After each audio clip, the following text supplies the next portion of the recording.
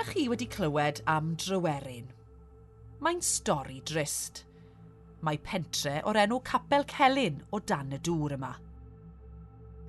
Cafodd y pentre ei foddi i gael dŵr i ddinas Lerpwl.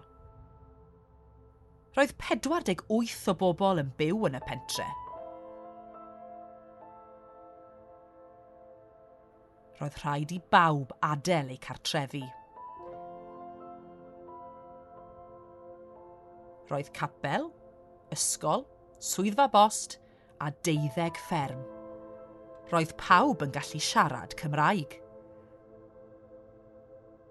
Roedd llawer o brotestio yng Nghymru ac yn Lerpwl.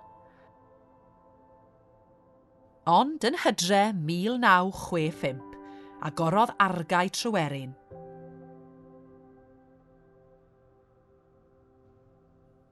Dych chi wedi gweld y slogan Cofiwch Tryweryn o gwmpas Cymru?